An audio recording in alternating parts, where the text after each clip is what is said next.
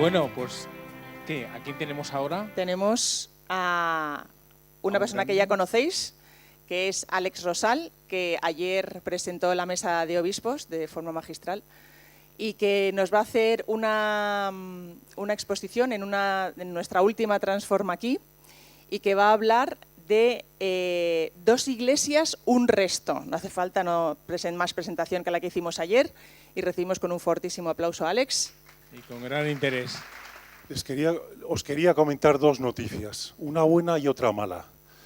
La noticia buena es que a día de hoy somos en el mundo 1.390 millones de bautizados católicos, que eso nos constituye en la primera comunidad creyente del mundo, la más consolidada y con la expectativa más grande de crecimiento. Eso supone que en el año 70 éramos apenas 600 millones de católicos, ahora hemos doblado a 1.390. Y en apenas 24 años, en este siglo XXI, hemos crecido en la Iglesia 340 millones, que viene a ser la población total de Estados Unidos. En solo 24 años, Estados Unidos, podríamos decir, se ha incorporado a la Iglesia Católica. Eso quiere decir que cada año la Iglesia crece en 15 millones de bautizados, lo que vendría a ser lo equivalente a la población de Holanda o de Chile, y que cada día crece lo que vendría a ser la población de Soria, 42.000 habitantes. En África ahora mismo es el continente con mayor crecimiento de la Iglesia. Hay que pensar que en el año 1900 apenas eran 2 millones de católicos. A día de hoy son ya 200. Y en 15 o 20 años se espera que el continente africano tenga ya más católicos que toda Europa. Eso quiere decir que si tradicionalmente decíamos que en el mundo los países que destacaban por su catolicidad eran España, Portugal, Italia, Polonia, en 15 o 20 años hablaremos que los países punteros en la Iglesia Católica serán Tanzania, Congo, Uganda o Nigeria. Nada que ver, y seguramente ninguno de los que estamos aquí teníamos en la cabeza la progresión, ¿no?, de esta población. Bueno, esta es la buena noticia. La mala noticia es que ahora mismo en el mundo solo hay 407.000 sacerdotes, 407.000 presbíteros, ya sean religiosos o diocesanos, con lo cual nos crea un cierto vértigo. ¿Cómo podemos evangelizar a esos 1.390 millones de bautizados católicos con tan pocos obreros en la viña del Señor? Eso nos da vértigo y nos impulsa a preguntarnos qué podemos hacer. Cuando hay nerviosismo en la Iglesia, generalmente se suele preguntar a los pastoralistas, ¿no?, que son los que tienen las soluciones, ¿no? Cuando decrecen los fieles, se le pregunta a los pastoralistas, ¿qué hay que hacer? Y estos, yo no sé si hay aquí alguno de ellos, generalmente no solo es cosa de ahora, sino ya de hace décadas, lo que hacen es encuestas entre la gente para preguntar cómo puede ser una iglesia más atractiva al mundo para que la gente pueda entrar en la iglesia. Y hacen encuestas y la gente responde, bueno, pues el cura tiene que ser más simpático, hay que quitar tal norma o tal otra. Bueno, cosas que pueden ser más o menos razonables, pero que no son palabra de Dios y que hay que filtrarlas adecuadamente. Pero es verdad que este nerviosismo y estas dinámicas de los pastoralistas lo que denota es que muchas veces confiamos más en nuestras propias seguridades y confiamos más en lo que nosotros podamos hacer que no estar atentos a lo que nos dice el Señor, ¿no? A mí me gusta recordar, muchos de vosotros seguramente lo habréis conocido, lo que decía don Dolindo Rotuolo, un párroco de Italia, el apóstol del abandono de Dios, que decía, vale más un acto de confianza en Dios que 1000 Ave Marías. Y él decía que ante los problemas del mundo, todos tenemos problemas, mayores o menores, sería bueno, más que encerrarnos en nuestras dinámicas de nuestra propia seguridad o nuestras propias soluciones humanas, poder dar justamente a Jesús ese problema que tenemos y confiar que Él lo pueda resolver. Él hablaba de Jesús, ocúpate tú. Jesús, ocúpate tú de este problema. Jesús, ocúpate tú. De alguna manera, y también en nuestra dinámica de Transforma, la dinámica esta de la nueva evangelización, tenemos también que entrar en ese, muchas veces, pensar que aunque el Espíritu Santo nos ilumina y nos regala estos dones y estos carismas tan magníficos como son las herramientas del primer anuncio, pero muchas veces, aunque decimos que queremos a Dios o que decimos que porque hemos recibido el amor de Dios queremos trabajar para Él, muchas veces nos encerramos en esas seguridades y no dejamos que Dios sea Dios y por lo tanto no dejamos que Él haga esas cosas que está deseando y sin embargo que nosotros no le dejamos. Por eso que también ese Jesús, ocúpate tú, en nuestras tareas de evangelización, seguramente en esa confianza ilimitada y en ese abandono posiblemente también nos iría bien. Perdonad, no sé cómo voy de... ¿Quedan 10? Vale. Es que si no me enrollo... Bueno, esto en cuanto a los pastoralistas, pero es verdad que ahora mismo en la Iglesia hay como dos corrientes que levantan la mano y nos dicen constantemente: yo tengo la solución para los problemas de decaimiento de fieles.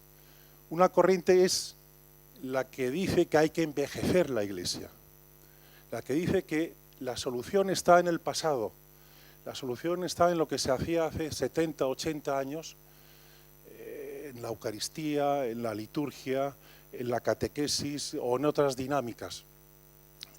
Y lo dicen con buena voluntad y es posible que en algunas cosas tengan razón. Pero es verdad que el cristiano de hace 70, 80 años no tiene nada que ver con el cristiano de hoy. Para fijarnos, ya se nos ha olvidado, hace 70, 80 años, el universitario iba a clase y todos iban con corbata y chaqueta. Hoy nadie va con corbata y chaqueta. Tenía otros códigos culturales, a lo mejor cantaban la canción esta de Jesús más mirado a los ojos o otro tipo de cosas que a los jóvenes de hoy posiblemente ese código musical no les va. Les iría más bien las canciones vuestras de Rúa o las de Marcelo Lima o las de Hakuna o las de Gilson. Pero evidentemente son dos personas diferentes. Son dos cristianos con una cosmovisión completamente alternativa. Por lo tanto, envejecer a la Iglesia no parece que sea la mejor solución. Pero, sin embargo, hay otra corriente también muy fuerte que dice que si queremos tener éxito en la evangelización, tenemos que intentar construir una Iglesia guay. ¿Qué es la Iglesia guay? La Iglesia que abraza con entusiasmo todas las ideologías de la posmodernidad. La Iglesia que se casa con el espíritu de los tiempos y tiene el riesgo de quedarse viuda muy pronto. Es la Iglesia que invita a que todo tenga cabida, pero sin embargo se muestra reacia a mantener la cruz o el concepto de conversión porque no se quiere cambiar. Esa tampoco es quizás la solución, porque de alguna manera hace 60 o 70 años otras iglesias protestantes ya cogieron el testigo de ese camino y el resultado con la distancia del tiempo ya hemos visto que ha sido de muerte y de fracaso total. ¿Cuál es, por lo tanto, o qué es lo que creemos o intuimos que el Espíritu Santo nos dice? ¿Cuál es la iglesia del siglo XXI, la que puede renovar continuamente y la que puede evangelizar a esos 1.390 millones de bautizados católicos que necesitan ser evangelizados y que con los obreros que tenemos actualmente, 407.000, haría que cada sacerdote durante toda su vida tendría que ocuparse de 3.500 fieles, con lo cual es posible que haya algún presbítero que sea Superman, pero lo normal es que no podamos alcanzar esas cifras. Bueno, pues ¿cuál es lo que nos dice el Espíritu Santo, o lo que intuimos que nos dice el Espíritu Santo, que tenemos que entrar en una iglesia del siglo XXI en donde haya un mayor protagonista, un mayor protagonismo de los seglares, unido a un liderazgo diferente al que tienen ahora mismo los sacerdotes. Muchos de vosotros, de los que estáis aquí, ya habéis experimentado esa conversión pastoral de la que habla Tote, de la que habla Emilio y tantos de vosotros, ¿no? Y cómo esa conversión pastoral ha cambiado vuestra parroquia y ha cambiado vuestros fieles. Y eso ha supuesto que hayáis abandonado de ser el director de orquesta, la persona que intenta tocar todos los instrumentos, a ser simplemente un líder espiritual que ilumina, que guía, que acompaña y que empuja, y que invita a los seglares a que se tomen en serio esa frase del Evangelio que es ir por todo el mundo y predicar el Evangelio. Ese binomio entre el líder espiritual que ya ha pasado por la conversión, unido a esos seglares que poco a poco empezamos a despertar y a darnos cuenta que esa frase del Evangelio también va con nosotros, aunque seamos pecadores o débiles o frágiles, o aunque pensemos que no somos dignos para poder contribuir y poner nuestro granito de arena en esa evangelización, esa es posiblemente la dinámica que nos está pidiendo el Espíritu Santo. Una combinación, un paquete, un trabajar en equipo con ese líder espiritual convertido que nos invita a los seglares a colaborar. Si os fijáis en estas herramientas de primer anuncio, que además algunas han sido iniciadas o fundadas por seglares como Proyecto Amor Conyugal, EFETA, Emaús u otras muchas, en estas herramientas de primer anuncio, fijaos cómo el papel del sacerdote es un papel de líder que acompaña, que empuja, que ilumina, tiene también la parte sacramental que no puede hacer el seglar, pero sobre todo el seglar es el que se ocupa de un trabajo fuerte que el sacerdote hasta ahora lo podía hacer y lo hace, pero que no es necesario que esté presente y que sea el protagonista. Con lo cual logramos que el margen o la expansión o la difusión de ese primer anuncio, de esa herramienta, sea mucho mayor que si solo se ocupara el presbítero que está ahora mismo haciendo todo lo que puede, agobiado y angosto en el trabajo del día a día. Bueno, ese vendría a ser, de alguna manera, la respuesta que podemos intuir de por dónde nos lleva el Espíritu Santo en esta nueva dinámica eclesial. Pero hay dos buenas noticias ya para ir aterrizando. La primera es que Dios es el protagonista de esta historia de la salvación y es el protagonista de este primer anuncio o de la misión de evangelización. Y no somos nosotros, y eso nos da una gran tranquilidad.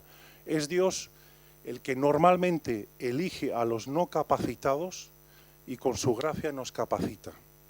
Es Dios el que normalmente elige a lo pequeño, a lo pobre, a lo que es residual para los ojos del mundo, a lo frágil, a lo pecador, a lo limitado intelectualmente, y Él lo capacita. Con lo cual es un motivo de alegría que todos nosotros, en la mayoría, que no éramos capacitados, que no éramos adecuados a los ojos del mundo, Dios nos ha elegido para esta misión, sabiendo que Él es el protagonista. Y ya lo último es... Vale, 3 minutos. Ya lo último es que también hay una buena noticia, y es que es verdad que la cristiandad ha muerto. Y hay muchos que están tristes o depresivos, pensando que la Iglesia ya no tiene poder, ya no tiene influencia, ya no tiene autoridad, se ha reducido en número, pero si nos fijamos en la historia de la salvación, Dios siempre ha actuado igual. Dios siempre ha actuado eligiendo un resto de Israel para vivificar su Iglesia. Dios siempre ha elegido a lo pequeño, a pequeños grupos, a minorías creativas, para darles fuego, darles un agua viva, darles un impulso y que ese pequeño resto de Israel pueda inyectar esa savia nueva otra vez en el tronco de la Iglesia. Por eso que os acordaréis, en los años 60, el cardenal Ratzinger profetizó que la Iglesia del siglo XXI iba a ser una iglesia pequeña, de pequeñas comunidades, que es en lo que estamos viviendo ahora mismo. Bueno, pero él también decía, esa iglesia replegada sobre sí misma, cogiendo más fuerza en la intimidad con Dios, cogiendo más fuerza en pequeñas comunidades que tengan más calor, hará que luego esa fuerza del Espíritu pueda traspasarse al tronco central de la Iglesia e inyectar esa vitalidad. Por eso que no nos preocupemos porque seamos pequeños, porque seamos pocos. Esa es la dinámica de Dios y ese es el protagonismo que Dios quiere para su Iglesia. Y ya por último, si os parece, podemos pedir al Espíritu Santo que nos ilumine en esta tarea, que nos guíe en la misión en la que tenemos, en la que nos dé también sus dones y carismas para podernos capacitar en la evangelización y por último que nos dé su gracia para llevar con alegría, con pasión, con fuerza la misión de evangelización. Así sea. Amén. Gloria a Dios.